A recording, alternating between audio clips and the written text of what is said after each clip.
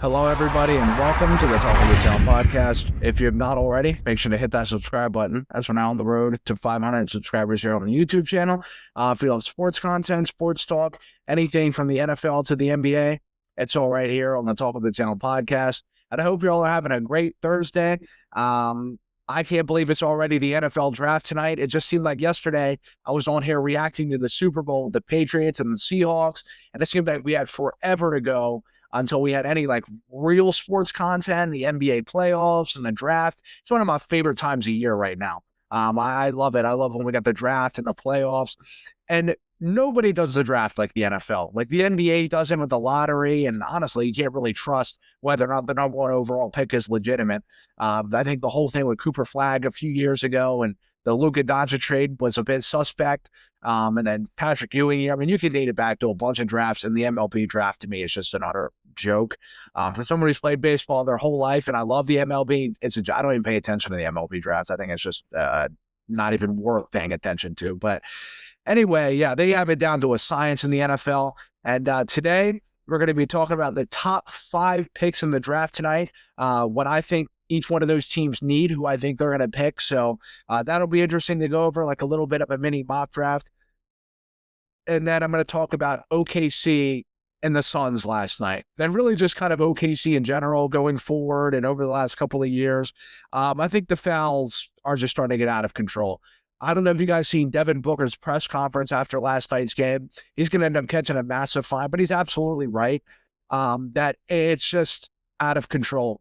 There was one where he was saving the ball from going out of bounds. Alex Caruso asked the ref for a technical foul on Booker, and then he just gave it to him out of nowhere.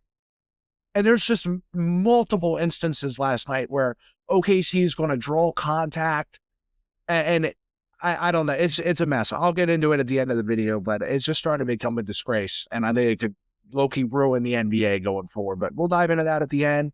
But let's get in to the top 5 picks in the draft tonight, what I think they need. We'll get it started off with the first overall pick in the draft being the Raiders. I think we all know that they're going to pick Fernando Mendoza tonight. It's what they need. They need a QB. They've needed one since Derek Carr. Hell, even when Derek Carr was there the last couple of years, they weren't really seeing much success. So it's been long overdue. They finally get the first overall pick in the draft, and it's a pretty good year to get it, too. When you're coming off of a quarterback who just came off of a Heisman season and a national championship season, one of the better college seasons we've seen in a long time. And yeah, to me, he has first overall pick potential. I mean, absolutely. But this is a guy who you want being your franchise quarterback going forward. And I was talking to someone the other day. They were asking me, well, what does this Raiders season remind you of? And I was like, it kind of reminds me of the 2021 Jags season, but a little different. Because when they picked Trevor Lawrence, he had the generational prospect tag, and some people have put that on Mendoza. I haven't. I'm not putting the generational prospect tag on anybody. I think it is so overused in sports. The NFL, the NBA, MLB, hockey, whatever the hell sport it is. I don't care if it's cricket, like anything. Generational prospect is so overused in sports. For someone being a generational prospect, somehow there's one coming out of every draft now, or every other draft. There's like 3 generational quarterbacks or whatever. I don't know. But I'm not putting that tag on him. But when Trevor Lawrence came out, that's when the Jaguars really started turning around. They had a really good season this season, and there's kind of been some bumps in the road along the way. He suffered some injuries like the year before. This year, when they had stuck in Mac Jones and it was Doug Peterson's last year, that was a really bad year for them. But yeah, but they've kind of trended in the right direction. It really seems like now they're trending in the right direction. They've had a playoff win since. They had a really good season this last season. I think if they didn't play Buffalo in the first round, a team who had a ton of playoff experience over the last couple of years, that they would have at least seen the AFC divisional round or even the AFC championship. So I just think they got I think the worst matchup for them humanly possible in the first round. They unfortunately got it. It was just unlucky for them. But yeah, and I think the Raiders now could really be trending in the right direction after drafting Fernando Mendoza tonight. He's the guy they need. They just need a leader. I think Kubiak, who again the league is trending in an offensive direction. They get themselves an offensive coach, who I think is perfect for obviously scheming the right stuff for Mendoza, guiding him in the right direction and developing him. Now, I have seen some people over the last, couple of months or so since free agency. The Raiders made a lot of big splashes. They ended up somehow getting Max Crosby back from Baltimore. So, if Baltimore isn't right and he's healthy and he still plays like Max Crosby like he has the last couple of years with some new additions on defense coming out of the draft tonight and just in free agency on offense as well, this Raiders team is going to look a lot better than they have. But one thing we need to be careful of doing is overhyping this team. I've seen some people's predictions that go, well, I think after the draft and after their free agency moves, this is going to be like a 9 or 10 win team. They think Kansas City's going to be down for the count. LA may not be as good. We don't know any of these things. Obviously, they're not going to be better than Denver, but we did this with the Bears a few years ago after they drafted Caleb Williams. People had them as a Super Bowl favorite in the NFC. So we need to be real careful with that. I think, again, the Raiders are going to make the right move. They're going to draft Fernando Mendoza. They have Tom Brady helping with some of their decisions going forward, but this team is still a little while away. It's like still a little ways away from being competitive now. So we see with New England, like, hey, they completely changed course in the matter of a year. They were 4-13 last year, made the Super Bowl this year. Again, Drake May wasn't a rookie, though. He was going into his second year in the league, and their cupcake schedule, whatever people talk about. I think the Raiders are going to have a pretty easy schedule, too. They were at the bottom of their bottom of the AFC, bottom of the league. So they'll have a pretty easy schedule as well. But they still feel a little bit of a ways away, but this is the pick for them. And I think it'll have them trending in the right direction going forward. So it's going to be a start of a new day for the Las Vegas Raiders tonight. At number 2, I have the New York Jets. Well, they are picking number 2, but I have the New York Jets picking Arvell Reese. But I also wouldn't be surprised if they draft Caleb Downs as well. I think we all know it's going to be Arvell Reese, but I just kind of have Caleb Downs there as maybe just in case by some odd chance they do. Of course, they do need secondary help. Actually, correct me if I'm wrong, but I'm 90% sure they ended up trading or signing for Minkah Fitzpatrick in the offseason. So they did get another safety. I kind of just forgot about that until now. So, Caleb Downs, it was already not likely anyway. They actually, I'm almost certain they have Arvell Reese as the number 1 ranked player in the draft, even over Mendoza, just as a player. So it feels like the player they need. Their defense last year, just even besides not having a single interception, which almost seems impossible in today's NFL with the offense, everyone passing so much and everything, doesn't even seem possible to not get an interception. But even just besides that, they pass rush, they just were not good on any level of defense. Arvell Reese, it's funny because he brings all 3 levels. He can bring that pass rushing ability. He's great at getting past tight ends, like shedding everything. He is so good at everything he does. He's good in dropping back in pass coverage. So he's the kind of player they need. Honestly, he feels like one of the better defensive players coming out of the draft in a long time for any of these drafts over the last couple of years. Again, I'm not throwing that generational prospect tag on him. But, this just definitely feels like the pick for the Jets. They need a big boost in defense. I think for the entire draft, the Jets just need to go defense. I don't think Ty Simpson is not worth taking at number 2. They got Geno Smith, who's a bridge quarterback. I think that's just kind of what they need to stick with for now, is a bridge QB, and just really load up on defense. Because one thing too, Aaron Glenn is going to want to stack up on defense because he may be seeing his last couple of games coaching for the Jets in the NFL. His seat is already scorching hot going into this season. So, being a defensive head coach, he's going to want to make that defense at least decent. At least he can sit there and say, hey, my defense was good. It wasn't the defense that sucked. It was the offense, if anything, if they do end up losing a lot of games, because their offense is brutal too. Their offense is not good at all. So, they have a lot of needs. They need, honestly, they've drafted a lot of offensive linemen over the last couple of years. So they're pretty good on O-line. Their O-line was decent last year. They have Breece Hall. Jeremiah Love isn't worth taking. There's no quarterback worth taking at number 2. I'd say if there was a really good QB at number 2, if there was a 1A and 1B, maybe a few years ago when I was Caleb, Drake May, Jaden, that draft, I would say they should probably take a QB if it was a Jade Daniels or a Drake May there, but there's not. So Ty Simpson is not worth taking at number 2. And like I mentioned before, they need defense bad, like really bad. So yeah, Arvell Reese is, I think it's like 99, we're all 99% certain. Arvell Reese is going to get taken at number 2. But Caleb Downs would be kind of fun. Again, that's something I'd keep an eye out for. I don't think it's very likely, but they do. I think they still need a lot of secondary help. But I don't think they're going to take him at 2. Arvell Reese is the best player in the draft. So number 3 is the Arizona Cardinals.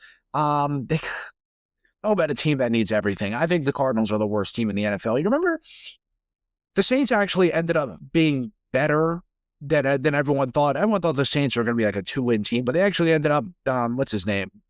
Tyler Shuck ended up kind of coming in, and they actually looked really good with him in there over the last like month or so of the season. So, but the Cardinals remind me of how everyone was talking about the Saints last year, except like they are legitimately worse than the Saints were going into this year. Or going to last year, excuse me. They need everything. They need a QB. They need a lineman. Maybe the receiving crew is okay. I mean, they got Michael Wilson and Marvin Harrison, who really needs to step up this season, or else you could end up seeing him on the trade block and being a bust potential. At least with Arizona, they don't really have a QB either, right? So Kyler Murray was hurt for the last couple of years, and also, they're kind of just sticking Mike LaFleur in a situation. No one really knows what's going on there. They need edge rushers. They need corners. They really need just about everything at every level. So this is also one, too, I would look out for a potential trade, just because, again, I don't think it's very likely, but I think the potential is there. If someone offers a boatload, like next year, like the next 2 first-round picks of a team's like, hey, I want to trade up to number 3 to get, like, they want to get Sonny Styles, David Bailey, Jeremiah Love. I don't really know if there's a player worth trading that much for to go up to number 3, but again, it depends on who's there. But I think that's one that could potentially be there, but I do think they're going to take David Bailey. I think, again, Ty Simpson is not worth drafting at number 3, or just whoever you have as the second best QB. There's no QB that's worth taking, especially when you have that many holes. Apparently, they want to stick with Brissett, but he's trying to hold out for a contract. Like, bro, you played okay, but you still lost like all of your games you started for Arizona last year. It's like, honestly, you're a bridge QB. Like, you are not worth giving 3 years, like a Malik Willis kind of contract. Let's just say that, to where it's kind of like a prove it deal, to where it's like, hey, I think there's some potential with you at QB, but Arizona, like, Jacoby Brissett's in his 30s. We know what Jacoby Brissett is, and he is not worth giving 3 years, $70 million or whatever to at all. They should just sit out there and rock with like Clayton Tune or something if they have to, and just say whatever. If they can't reach a major deal with Jacoby Brissett, which is crazy to say. But yeah, I think David Bailey, you get an edge rusher. They need edge help bad. Their pass rush was really not good at all last year. I think you get the building block on defense. Again, you need pretty much everything at every level, maybe besides safety, a Buda Baker, but yeah, I think it's just good to start off with that. You have some receiving talent. You drafted Marvin Harrison with a top 5 pick a few years ago. So, yeah, you just got to take the best edge rusher on the board there and just try to build something. Start off with something. I mean, their roster is one of the worst, if not the worst in the league right now. So, I just say you take the best edge rusher on the board. It's hard to find those in today's NFL. You even see Max Crosby went for 2 first-round picks or something like that. So these guys go for a lot. So they're hard to get. Get one while you're there and while you can. Yeah, I just take David Bailey again. Maybe a potential trade spot for the Cardinals if there's maybe like a potential, like the Jags last year. The Browns ended up trading back because the Jags offered them a shit ton for Travis Hunter. So unless there's really something like that, I just don't think it's worth it. So I think they'll take David Bailey. I think that's really the only kind of choice they have. If they want to take an O-lineman, if they want to take a corner, they need it everywhere. If they even wanted to take, honestly, Sonny Styles or Ruben Bain, a linebacker, I don't think that'd suck either. But yeah, I don't know. Whoever they take is going to help somewhere, I'm sure. Number 4, is the Tennessee Titans. This one is an interesting pick. I think this one is more of the wild card pick in the draft. A lot of people have them taking Jeremiah Love. That's who I have them taking as well. But I think too, they can really go defense. Like their defense was really bad last year, but so was their offense. Like they signed Wan'Dale Robinson. They went and signed some receivers. They signed a lot of receivers over the last couple of years, which is why I don't think they want to go and spend a top 5 pick on a receiver, because they've invested a lot of cap space and a lot of money into receivers, and it has not worked out trying to replace AJ Brown. They drafted Treylon Burks. They signed Julio Jones, Calvin Ridley. It just hasn't really worked. So I don't really know if they want to spend a top 5 pick on a receiver. They just signed Wan'Dale Robinson in the offseason. So I think they might be looking for a little more help behind Cam Ward. I think Tony Pollard may end up getting traded tonight as well. I've seen some about that. I don't know about tonight, but at some point throughout the draft, whether it's day 2 or day 3. So, look out for that. But I do think they need defense, especially with Saleh being their coach. So I'd look out for Downs. They do need secondary help really bad. Their secondary has been one of the worst in the league over the last few years. Sonny Styles is another one I'd look out for as well. They do need linebacker help. And then also Delane at corner. That's another, I think they did cut L'Jarius Sneed. 99% certain they did that. So, and even Sneed was not playing as well as he used to on Kansas City and all anyway. He just was not living up to the money they gave him. So I'd look out for Delane. I don't think it's likely. I don't think Ruben Bain is very likely, but I would say Sonny Styles and Caleb Downs are likely players for Tennessee to pick at number 4, because they do need defense. Again, Saleh's coming in there as a defensive head coach. They might want to get some more defensive playmakers in there. Again, they need everything on every level. Maybe not necessarily every level quite as bad as Arizona, but it would be nice to give Cam Ward a playmaker in that backfield, because Jeremiah Love is one of the better running backs we've seen out of the draft in a while. So, again, that's a guy who's going to be hard to pass up, especially when you could use him, but you could also use a really good linebacker and a really good corner, a good safety. So that's a bit of a wild card pick, though. I think Tennessee is one of the ones that we don't know who they're going to pick. I think most likely they're going to pick Jeremiah Love, but don't be surprised they go and pick defense, especially with Saleh now. That's who I'm going to have them and where they're at right now is a Love, Downs, or Sonny Styles potentially. So look out for that. Then at number 5, the last pick in the top 5, of course, the New York Giants. I got another potential trade back for me, especially with them having the number 10 pick. I don't think they'll trade back too far. I think if anything, if they were to trade back, it would be the number 10 pick. I don't think they want to trade the number 5 pick. So I'd more look out for them trading the number 10, but I figure I throw it in there anyway. But this team needs defense really bad. They have Malik Neighbors. I wouldn't be surprised either with them losing Wan'Dale Robinson. They go and get another receiver as well, with them having the top 2 picks in the top 10. But if anything, I think that top 10 pick will get traded back, or they'll use that number 10 pick on a receiver. So don't be surprised with that either. I think with the number 5 pick, I think they're going to take Sonny Styles at linebacker. They do need defensive help. And don't be surprised, too, this is where Caleb Downs goes. The Giants have made some pretty shocking picks over the last few years or so. Daniel Jones was a shocker. They've had some guys, no one expected them to go get Jackson Dart last year, even though I know he was back in the 20s somewhere. But they will go and make some shocking picks. And again, they have the number 10 pick as well, which is what I would think they would use on a receiver to pair next to Malik Neighbors.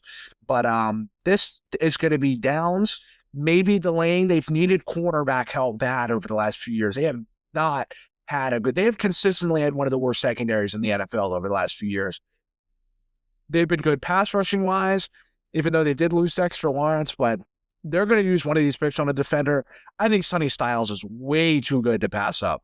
Or Caleb Downs. I think Delane might not be quite taken that high, but this is where Sonny Styles goes to me as a number 5 to the New York Giants. I think they'll use that number 10 pick or potentially trade it back to get a receiver. But yeah, that's why I have one in the top 5.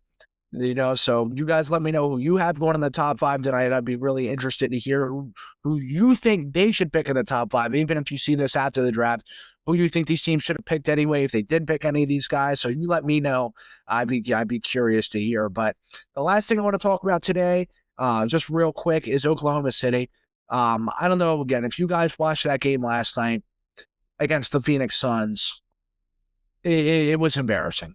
Like, that to me was one of the low points I've watched for a team, and just an NBA game.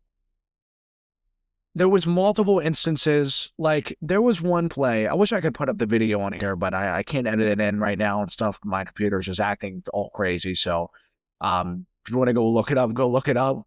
But Devin Booker went up for a jump shot and didn't even make contact. I forget who was guarding him at the time. I think it was Wallace or something like that. Went up for a jump shot. Didn't even make any sort of contact. They caught it in unnatural motion and called it a foul on Devin Booker. Okay, so the next play, Shai Gilgeous-Alexander goes for a mid-range. And he bumps in, and Oklahoma City does this 100 times a game. I'm not trying to be that guy who's like, oh, well, they're the only team that draws a million fouls, yada, yada. I'm not trying to be like that. But when I watched them last night, and I've watched a lot of their games, and I watched a lot of NBA games, they do it more blatantly and more consistently and get away with it more than any other team in the league. And that play, after Devin Booker got that foul for an unnatural motion, Shai Gilgeous-Alexander leans in to, I think it was Gillespie, just has his hands up. Instant foul call. The ball wasn't even out of his hands yet. They couldn't have blew that whistle any faster. Everyone, Devin Booker standing there in a fury. Literally, Gillespie's just standing there like this, goes into him and just falls over while shooting it, trying to draw the foul. Somehow, that's not unnatural. Even Doris Burke and the announcers were calling it out yesterday. It makes the product hard to watch. It does. And it's just aggravating. It is, because then what happens, and what was happening during the game, players were getting a little chippy. It wasn't too bad. But then you have OKC and all these teams throwing their hands up, and then you don't know what to not call a foul anymore. When you do, see, that's the jobs. Being a ref, your job is to keep control of the game as well. It's just out of control. That's one of the main issues I have with the NBA and Oklahoma City, especially because they are the number one team in the league at it, at drawing that foul and drawing contact. And the thing is, they're not doing it for the other team. They're just doing it for Oklahoma City. Yes, they'll do it for the other team during some occasions. Fouls are up from what they used to be. But it's out of control. And Devin Booker, said something, was calling out the refs, calling out the players, or he called out Alex Caruso, because, again, you had to look up this clip. You really do. He went to go save the ball. And just nothing. Nobody even knew what happened. Alex Caruso goes up to the ref and says, well, that should be a tech. Devin Booker called him out on it in the post-game interview, the press-game conference. And all of a sudden, a tech gets issued. And everyone's just standing like, what just happened? What happened? You look, Devin Booker just saves the ball and just walks like no one even knows what happened. And there's just a deck. Oklahoma City shooting free throws on the other side. Mind you, Devin Booker went and shot free throws because it was a foul anyway. Because I think it was Jalen Williams defending, or somebody just kind of blocked him out of bounds. He had no choice. He was just trying to save the ball. All of a sudden, Nick Caruso calls for a tech. Devin Booker gets a tech. It's just, it's disgraceful. That makes the product hard to watch. And they really have got to watch themselves doing that. Because Oklahoma City's known for it. But it's out of control. They've got to figure out something, because if games keep going like that, especially in the playoffs, where people watch your product the most, this is where you pull people in. You cannot have that be your image for the NBA. You just can't. That's your number. The Oklahoma City has been the number one team in the NBA over the last couple of years, maybe a potential dynasty on the way. If that's your brand of basketball, people are not going to watch it, because it is aggravating to watch. It is. It's just I was aggravated watching it last night. I was like, bro, what is this? This isn't basketball. These are guys just trying to foul bait, bump into each other. Chet Holmgren did it a million times last night. Like, it's too much. It's too much. They've got to figure out something there because the refs don't even know what an unnatural and a natural motion is. Yet we're just sitting here watching it. It's like, bro, it's blatantly obvious. They're just trying to draw a foul. Stop letting them do it. You know, they crucified James Harden for that for years. And now it's just okay when these other players do it. Like, come on, bro. I don't know. It's just aggravating. So that's what I got. That's all I got on that. I could go on. Actually, that's not all I got. I could go on about that forever. But fortunately, I got some other stuff to do today. But I hope you all enjoyed the video. I hope you all enjoyed the draft tonight, man. I'm always excited. It's one of the best times of year. So I hope you all enjoy watching that. Watching the NBA playoffs. Again, I know Oklahoma City can be aggravating with that, but the games have still been great nonetheless. So enjoy it, man. It's a great time of year for sports. Weather's warming up as well. So, yeah, man, per usual, take it easy. I'll see you on the next one.